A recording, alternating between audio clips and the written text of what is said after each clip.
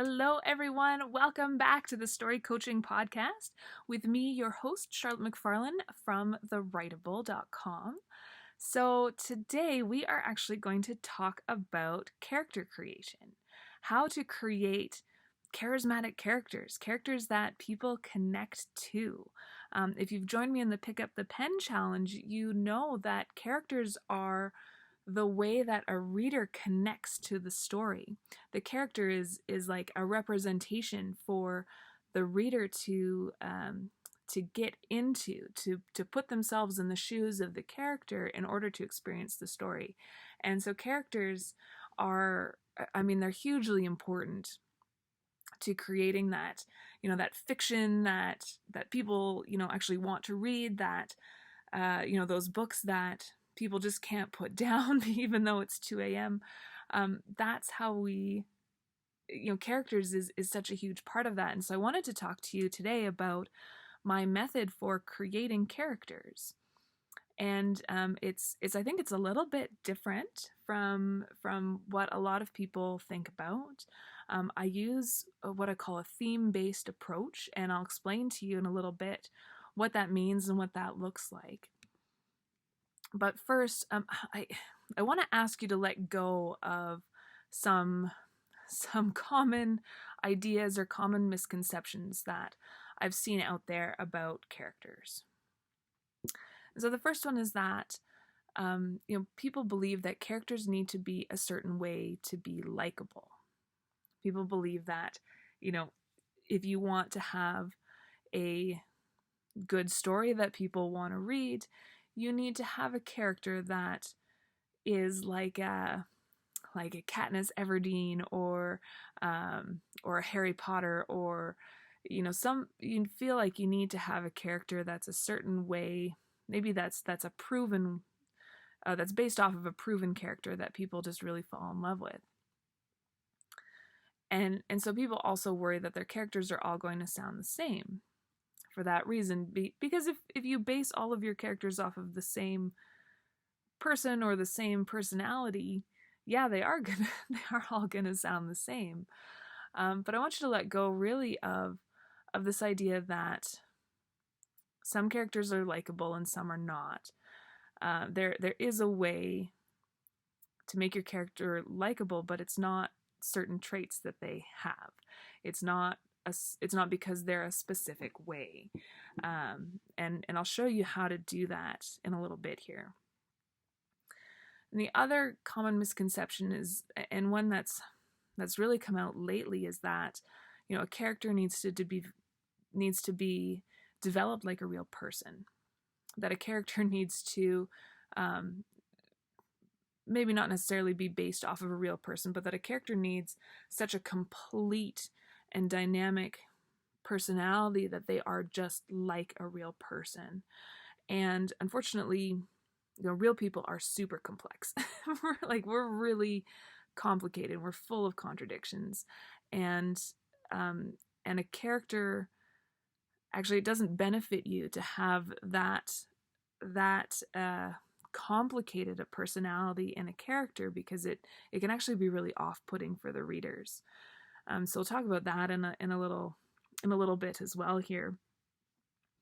Another misconception, I see a lot of people using like character questionnaires as their way that they develop characters, and I believe that they have their place, because they're asking you to look at different aspects of the character. But in my experience, I've never found one that I like because it ends up being just a bunch of different facts thrown together, and I find that a lot of people are tempted to to just make up all of these facts, because a character questionnaire, it'll ask you what color are their eyes, what color is their hair, what are their hobbies, what do their parents do. It'll ask you to come up with all these things, and if you're not aware of the deeper level of character creation that we're going to talk about today, and you're filling in these character questionnaires, I feel like people are tempted to just be like,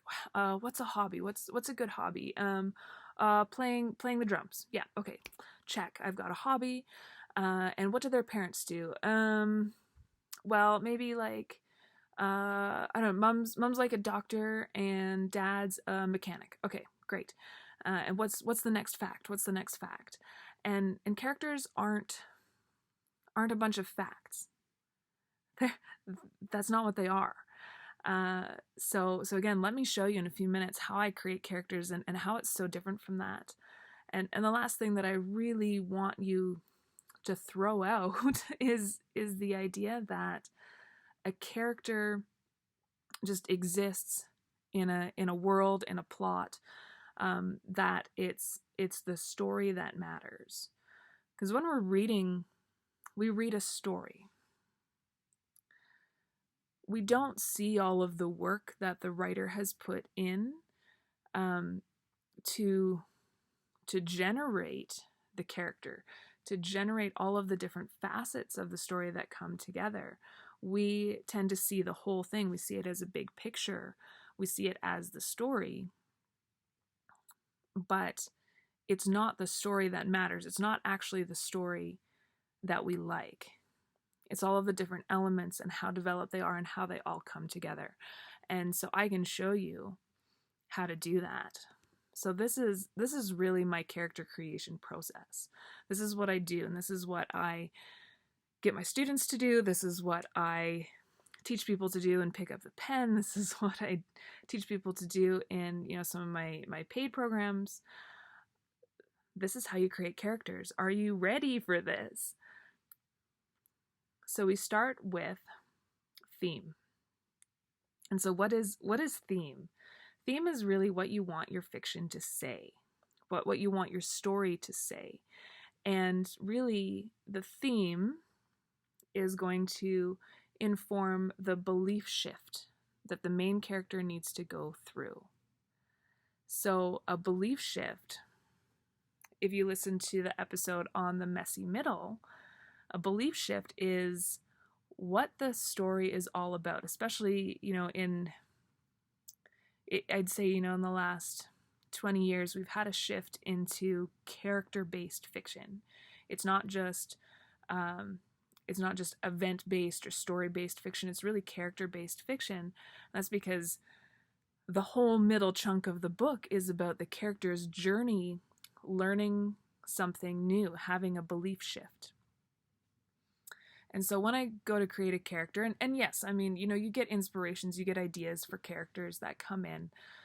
But when I'm sitting down to actually work on story planning, to actually build, those character sheets, to build the reference guides, to build the character into what feels like a 3D representation that's going to take us through the story and that the reader is going to connect into, I start with theme. So again, theme, maybe sometimes it's simple, sometimes it's complex. Your theme might be learning to trust other people, right? So the theme is, really the idea that we want to pass on to the readers, because fiction is the way that we share knowledge and that we share new ideas. So the idea that we want to pass on to the reader is, what was the example I just gave? the theme that we want to pass on, is that that it's safe, or we can achieve more, we can do better when we trust other people, right? So that's the big idea, and so we start there, and that theme is going to tell us what the character shift is going to be, what that belief shift is going to be. And so they are going to end with the theme. They're going to end believing the theme that they can do better by having by trusting other people, which means that at the beginning we know what they believe, and they're going to believe the opposite of the theme. So in our example, the opposite of the theme is, I can't trust other people. I'm stronger when I do everything myself. So now we know what they believe, right? That's step one, and that's a core belief. Now we need to figure out why they believe it. So what aspects of their culture, what past experiences, what other aspects of their personality have painted this belief. So if you're someone that doesn't think you should trust other people, odds are you've gotten hurt in the past by trusting someone. Maybe, maybe your dad left when you were a kid and left, you and your mom and your siblings struggling to survive, right? So all of a sudden, we have painted, just with one, sort of question, why did they believe this? And just looking at it very simply, we have now painted a deep picture of at least one aspect of their life. So it doesn't matter what dad did. It doesn't matter that dad was a mechanic. Dad left. Dad wasn't in the picture for most of the main character's life. But mom was there.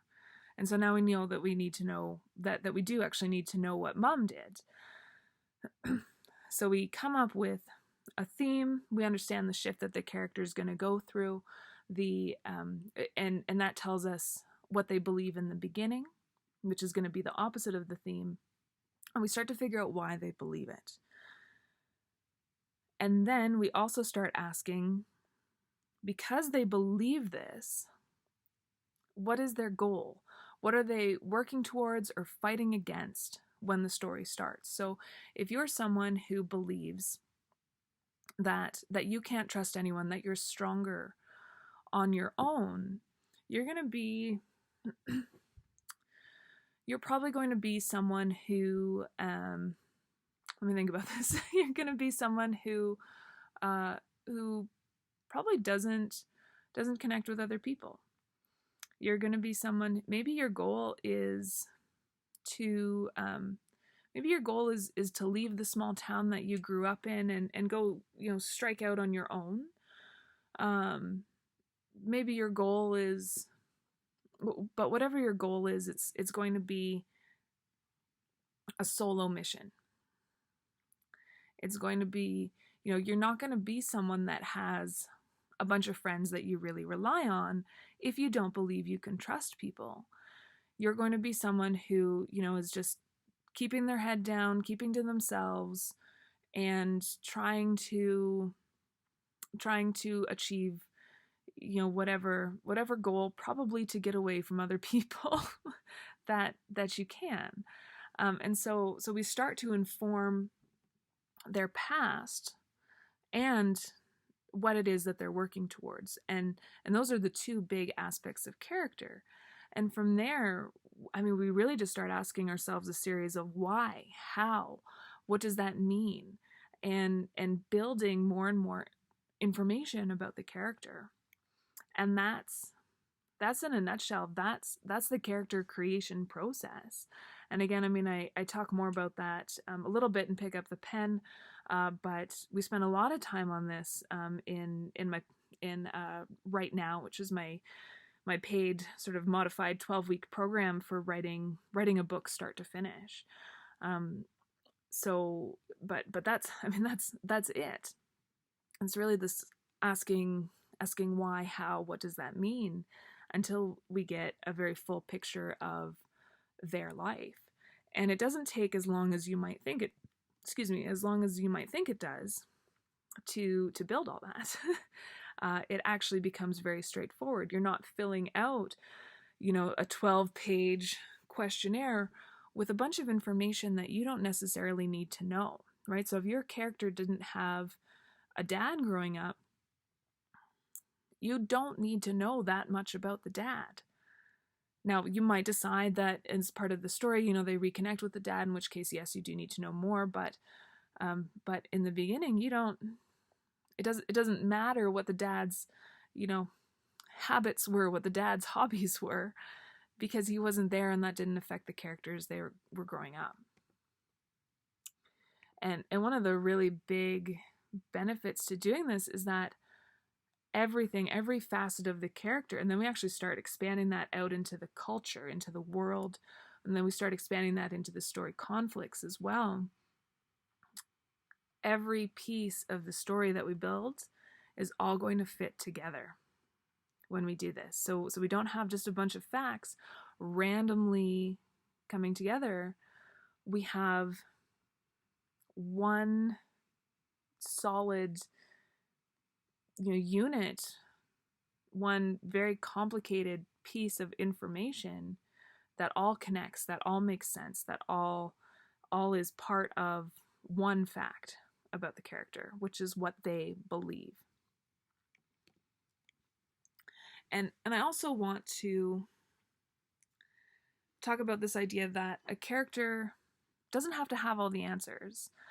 In fact, your character is better if they're flawed, right? So it doesn't work if your character already believes the theme, if they already believe that in the beginning, because there's no shift that's going to happen. The story is about a character's internal growth. So if they already knew how to navigate the story problem, which, when we look at theme and we look at, for in the example we were using, if your character doesn't trust anybody and they have to learn to trust someone, I mean, that's the internal story problem. If your character started out trusting people and the way that they were going to solve, whatever crisis they were going through was by trusting people, there wouldn't be very much story, because they would just show up. They'd say, oh yeah, I need to trust someone in order to do this, and I'm comfortable doing that. I know how to do that because I've been doing that all along. And then the story is just done, right? The story really comes from the character's flaw and the character trying to flip that flaw into something else, or really the character being pressured to the point where they break and they flip this flaw. And so really, when you're starting to create a character, especially your main character, but a lot of your supporting characters as well are going to have belief shifts. We need to know what that belief shift is that the character is going to go through. That is the most important thing.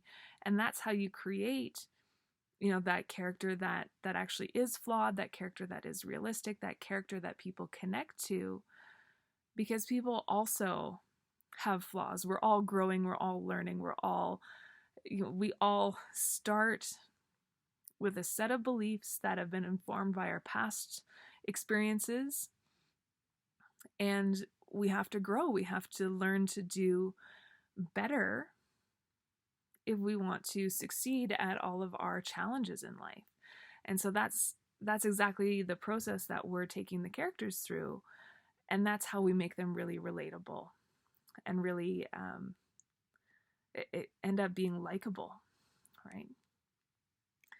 And so when we talk about a likable character, your character doesn't have to be, the most popular happy-go-lucky cheerleader in the school. They don't have to be a likable character at all. All they need to be is an individual, and they need to be realistic. They need to have a backstory that makes sense. They need to have things that they believe. They need to have things that they are working towards. These are the three aspects that make a character likable. And really what that's allowing is for a character to connect to them, because they understand that there's a reason why they are the way that they are. They can also connect to them better when their motivations are clear, right? So people read because they want an escape. It's usually a fun thing that they're doing when they're reading fiction. So we need to make it easy for them to connect to. And we'll talk in just a second about why it doesn't work to make a character's personality super complex, but you do need to have the character like a little bit complex. They need to have a backstory. They need to have reasons for believing the things that they believe, and they need to have these flaws, because then a reader can connect to them and they can root for them, especially if they've got a goal that they're working towards. And sometimes the less likable on the surface a character is, the more likable they are to the reader, the more that the reader can connect to them. Because readers as people, and people in general, we have these varied personalities. But a lot of us feel flawed. We feel not good enough. We feel like people might not like us, right? And so when we see a character who is, very few of us are the happy-go-lucky cheerleader, right? So when we see a character that is more real, that is more like us, maybe a little bit grumpy from time to time, or maybe sassy. I think about Katniss Everdeen, who is, by her own admission, not a nice like, she doesn't think that she's a nice person, and she's not a warm and fuzzy cuddly person, right? She's not, quote, likable. And she's, I always go back to Hunger Games because I think it's just so well done, but she's a character that inspired a generation of teenage girls, because they could connect so much to her, because they liked her so much, despite her not being a certain way, or despite her not being, what we would anticipate or what we would think about as, the likable cheerleader that everybody wants to be around. So when you're building your character, give them a realistic personality. They don't have to be likable. Give them a personality, give them a reason why they believe the things that they do and why they do the things that they do, and give them goals that they're working towards.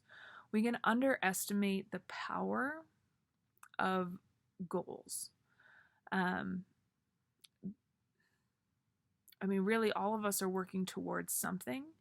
And so to have an active character, someone that we can root for, we need to know what it is that they're moving towards, what it is that they want. They need to want something, and they need to be active towards getting that. All right, and so I keep mentioning this idea that characters are not as complex as real people. And there's been a movement, probably as character-based fiction has become more and more popular, and people are seeing this shift coming or happening, where there's kind of this, I don't know, this nebulous belief that we should make characters like real people, and we, it's half true, right? It's half true, because people don't really connect to characters like a James Bond character who knows everything and is just like, superhero 007, super talented spy. That's hard to connect to. We do need our characters to have a backstory, to have emotion, to have things that they're working towards, and to have fears and to have flaws. But if we look at real people, we have these shifting moods, we have contradictions. So I'll use myself as an example. I don't like cooked fruit. so people always think that that's super strange, but like, I don't like like fruit pies. Like an apple pie is probably the like most horrible thing you could offer me. and that's just a personal preference, and there's not really a reason for that, but that's a personal preference. But I do like cooked pineapple. I like barbecued pineapple. I like pineapple on pizza, and I even like a Saskatoon berry crumble with lots of ice cream. So there are exceptions, right? It's not a hard and fast rule that I don't eat cooked fruit. But generally, I don't eat cooked fruit. But there's a couple contradictions in there.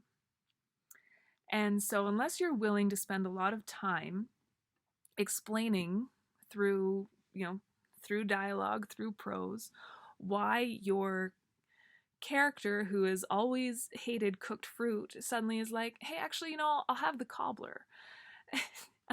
unless you want to spend a lot of time explaining that contradiction, you don't want to put something like that in there, because it confuses the readers, right? So unless you have the time to explain every exception, every contradiction, the reader is going to get really frustrated. They're going to get really confused. they're going to sit there and go, why is she ordering? My husband does this in real life. He's like, why is she ordering the cobbler? She hates fruit. And it just gets frustrating. It pushes them out of the story. So we don't want a character to be that complex, and I mean, that's sort of a silly example, but we also know that real people have moods. You wake up, as we say it, on the wrong side of the bed in the morning, and you're just a little bit off, and you're not your usual self, and there's maybe not a good reason for that. It's hard for a reader to keep up with all of the subtle changes in a real person. So what I really recommend, make sure that your character has a personality. Make sure that they have a backstory. Make sure that they have goals. They have things that they want. They have things that they don't want. They have quirks.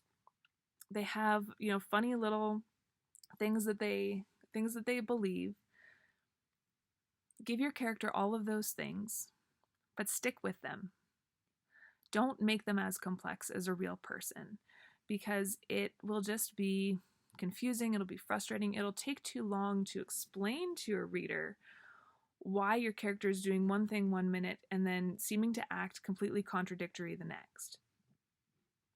That's the last thing that we want. Whereas real people, we do that all the darn time. So we don't want our characters that complex.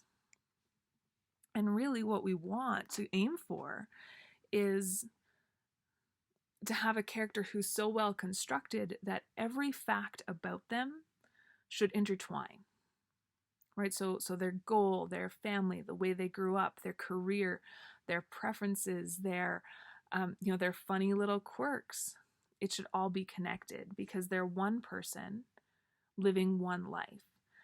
So I just keep thinking about an example from a